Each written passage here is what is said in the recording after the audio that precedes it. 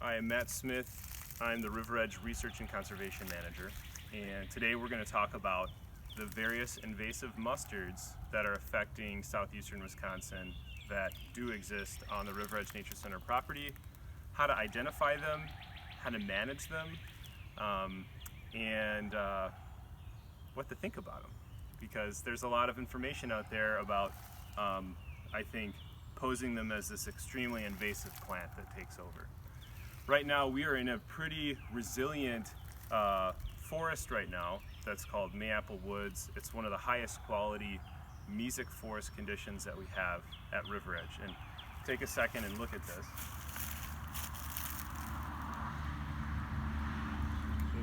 It's spring right now. There is a very diverse shrub layer. There's a nice mid canopy. There's a canopy. We're actually sitting in a portion of the woods right now that has a natural seep flowing in through it. So this is sort of on the wetter end of the forest. There's a unique species guild of plants that exist here. There's a different guild of plants that exist here. There's all these unique transitions through the forest. And with that, the biodiversity here, it's easy just to think about the plants. You know, we have this plant and that plant. It's sessile, it sits still, and you can identify it. It's not moving away from you. So they're easy to study and think about. But the bigger picture of why this area is important and why it's resistant to invasive species change, and why these mustards really don't get much of a hold here, is just the sheer density of native plants. There's not much room, there's not much disturbance. And so if you'll notice this little deer path here, there's a little bit more disturbance. And so this is a logical area for, especially with a bigger disturbance of a human footprint, for an invasive species seed or a native seed to take root. And when we're talking about mustards, specifically the two invasive mustards that are on the Riveredge property, Dame's rocket as well as garlic mustard. These two species are what we call biennials. Okay, for sure garlic mustard is a biennial. The first year it is a seedling that grows to a rosette, which is a small clump of vegetation that overwinters, and its second year it comes up and flowers. What we see right here is a different species of mustard called Dame's rocket. And Dame's rocket, some people say is a biennial.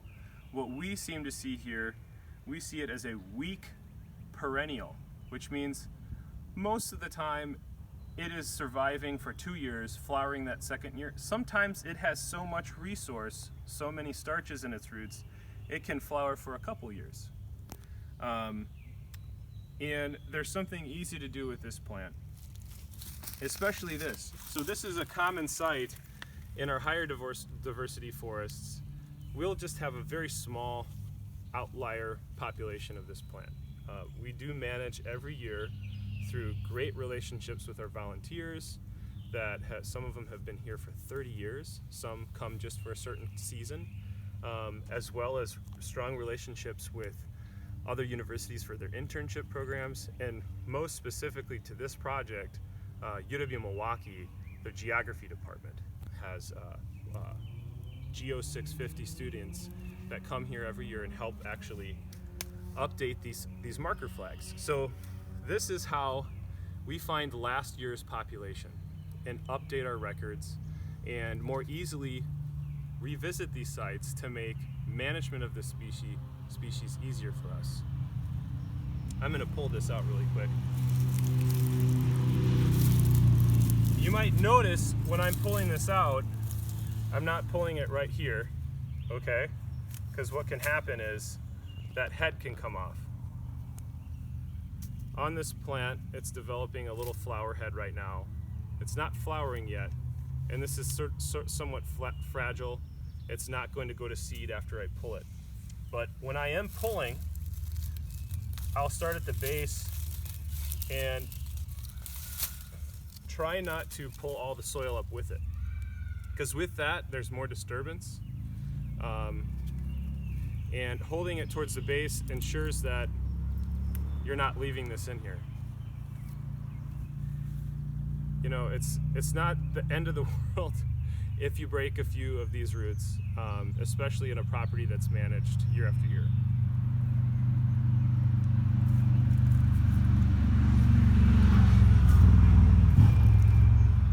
And you'll notice when we pull, especially this time of year, we'll hang the vegetation up. You know, we do this at a pretty fast pace, and as the plant matures and it's at closer to a flowering stage, these plants, if piled, can actually reroot. Both garlic mustard and Dame's Rocket can reroot or use the starch in their roots to still flower and go to seed in a pile on the ground. So when we're pulling and we don't have bags, we tend to loft and let it desiccate or dehydrate and exhaust itself and not make large piles. So here we are. What we can see about this flag is it's pretty visible, right? We have sometimes people pull these and say, hey, someone left some flags out here. We did a good job and collected them for you. Well, please leave them be. They tell us something. And it's a common sight to see them sort of pale with hard to read markings. Come closer. What we can see on this flag, and I'll help read it to you, is an acronym, DR, for Dame's Rocket. 18 for the year 2018, and a 4-digit population number, 0031. This is the 31st population found in 2018 originally of Dame's Rocket. And this has been revisited every year.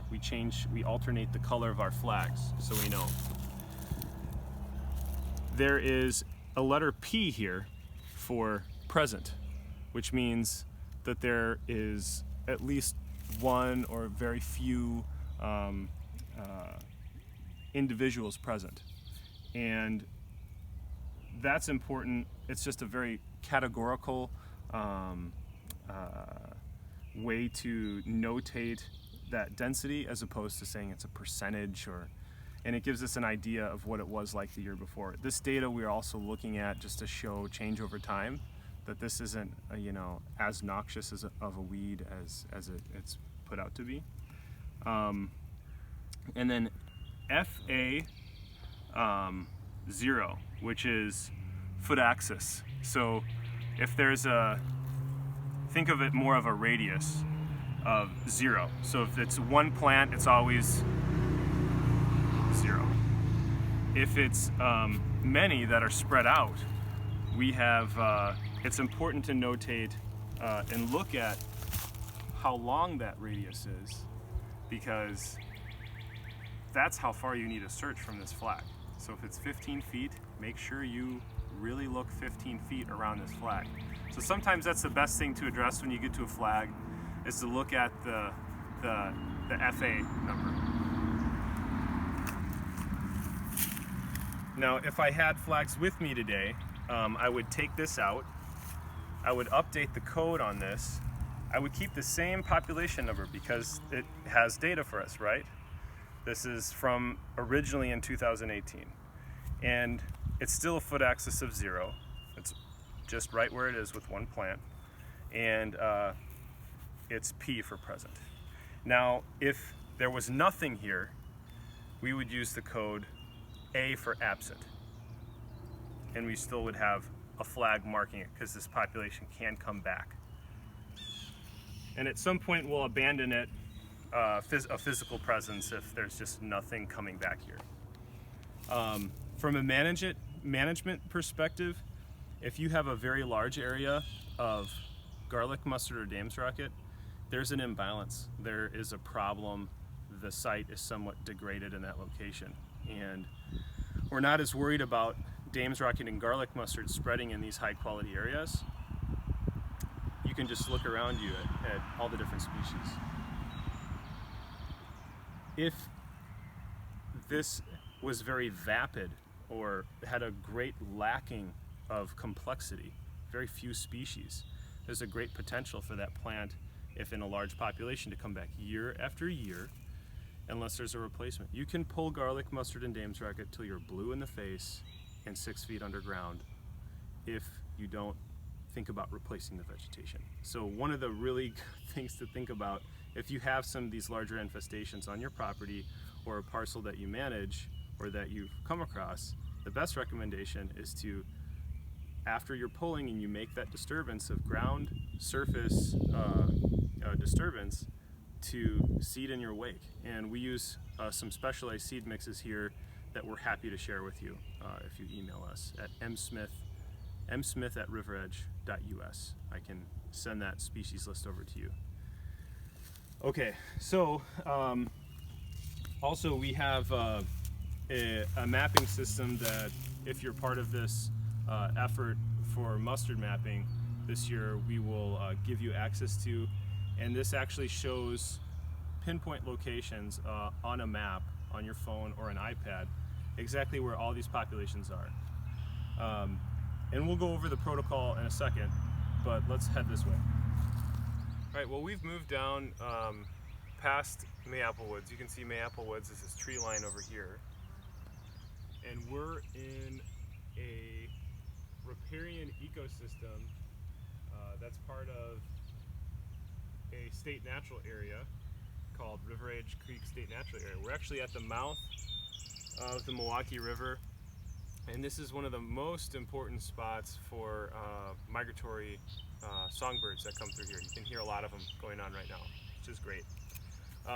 Again, this is a very diverse area, and one of the reasons that we really limit the use of herbicides, because if we were to, say, attack some of these mustards and use herbicide as a tactic, it would be much like, as a metaphor, trying to sail and fixing the stains in your sail with a blowtorch. It becomes a dead spot, a hole in your sail, for instance, and it sort of sets back or throws the baby out with the bathwater. So weeding here is logistically simple, and there's very low-level invasions. I'm going to introduce to you a couple species here.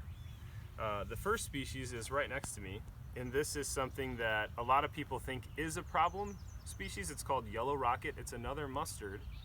It has very waxy leaves, and it overwinters as a rosette, just like garlic mustard does and dame's racket does. It has these really brilliantly yellow colored flowers that haven't come out yet. You'll see these in your yard, in your garden bed. It is a disturbance species. You can see it's next to a muddy area that gets occasionally trampled. I'm doing part of that. I'm making a disturbance here. But this is a plant that you can pass over, especially at Riveredge Nature Center. It's a naturalized plant from Europe that really doesn't cause any harm to our natural areas. Plant to watch out for when you're weeding is stinging nettle. And we have two kinds of stinging nettle.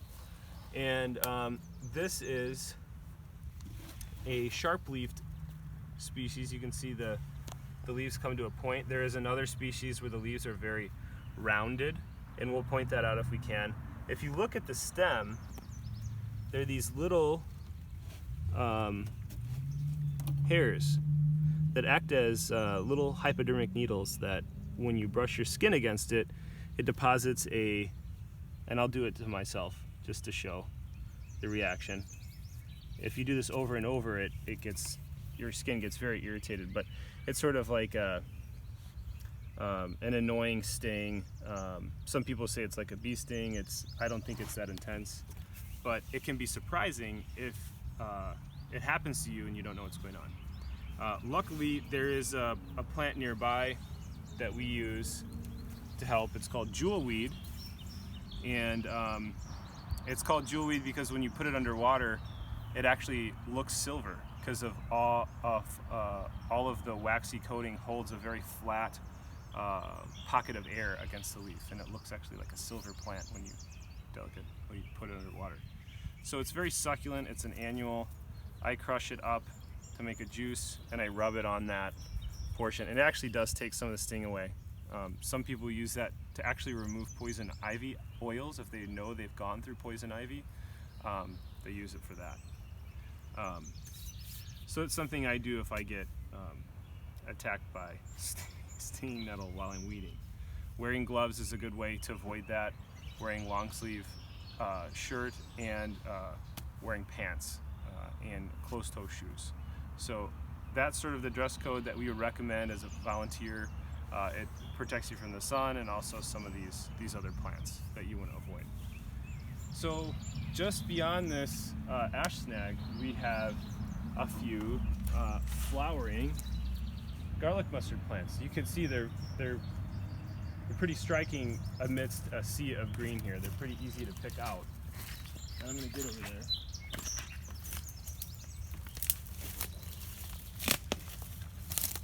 Now this area has a low level of invasive mustards everywhere throughout it, and it's not necessarily conducive to one of those scenarios where we want to mark every single little plant population we see, because one bleeds into the next population and then you're left with this giant amoeba, and it's not very easy to study or monitor.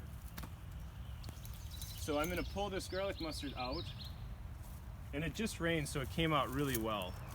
And this is the second year form of garlic mustard. I don't see any first years. Not to get too botanical, but one of the identifiers of a mustard is having four flower petals and 6 anthers, I believe.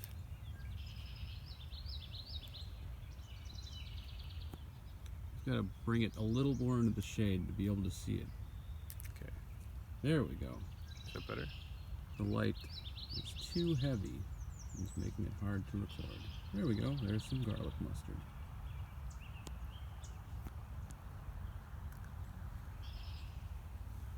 So it's really, one of the few plants that has this white bloom this time of year in this habitat, so it can be pretty easy to pick out.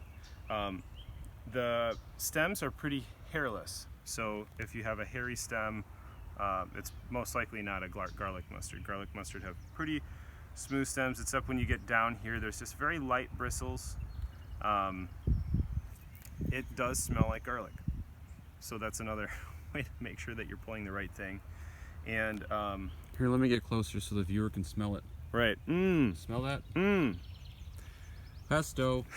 So the leaves are dentate, so they're sort of they're tubed, so toothed in this way.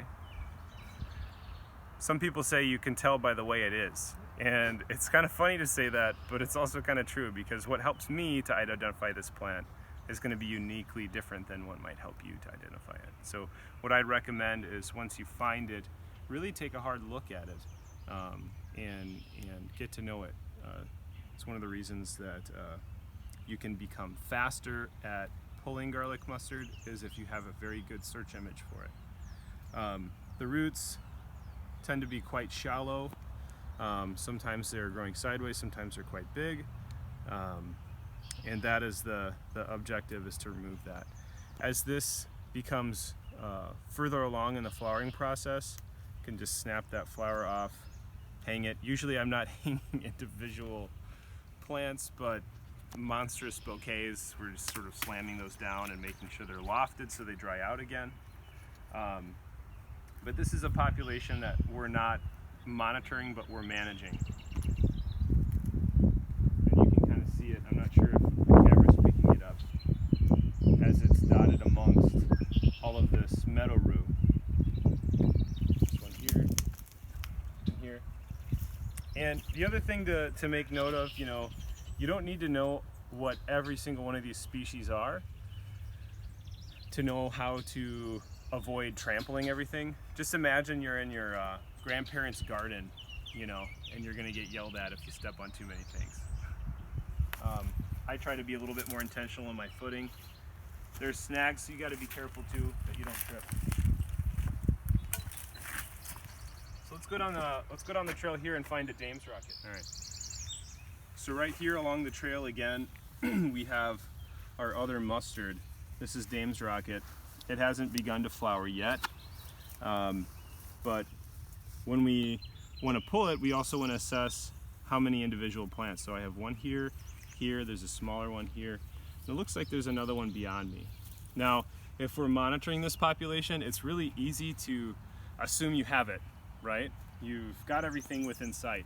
And then you've made your flag, you've recorded your data, you've pulled the plants, you're ready to move on to the next population, then you stand up and you go, ah, and there's more over there. It's important that we initially assess this population and give a good estimation of the radius of how many individuals you can find within this one spot. And that will also affect your density, because if it's very sparse throughout, like one every 6 feet on a 20-foot radius, it would be present. You know, if it was everywhere, it would be very dense. If it was clustered occasionally, it would be common. And to a certain extent, that's very subjective categorization, and we are putting that up to the surveyor of the unit, and to make sure that that consistency lies within that single person's estimation time and time again. We're more concerned with making sure that we don't let populations get too strong and that we're covering our bases than we are gathering very specific categorized data. So I'm going to go ahead and pull this and give you a closer idea of what this looks like. And I'm tracing it down to the roots. You hear that crack? That's the stem cracking. So then I might take a second hand and pull that up. So it's important to note that more than one plant is emanating from this. And there's something else to see. Right here is a stem that's connected to the root mass. And it's a dead stem. So this means that this plant has lived for more than 2 years. It's sort of fulfilling that role that we call a weak perennial. And this is very different than garlic mustard in that it's very hairy, very bristly. And you can feel that even with your eyes closed, that there's quite a bit of hairs on there. The other thing to look at from above is that it has a pretty white midvein on the leaf, and there are these little, I would call them, this is a fancy botanical word, mucronate tips. So they come to like a really small point. Okay, so they're toothed, but they have this little mucronate tip. And the flower here, you can start to see it's becoming, if I maybe even open up one of this, we can see if it's purple inside or not. Maybe not yet.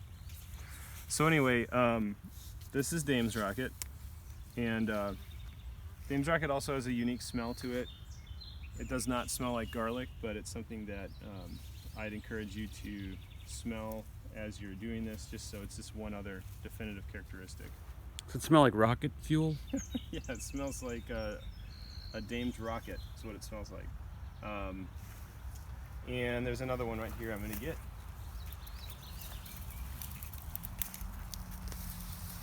All right.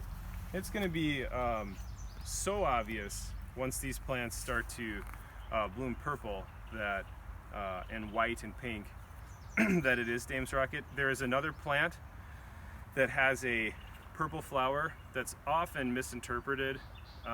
Dame's Rocket, people think, well, look at all the beautiful native phlox, such beautiful phlox. Well, it's actually Dame's Rocket most of the time. Our native phlox doesn't get very tall.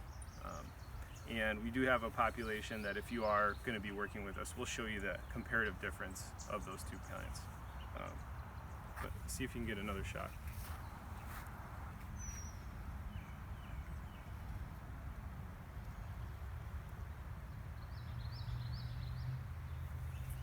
The other thing that really helps me are the older leaves of the rosettes.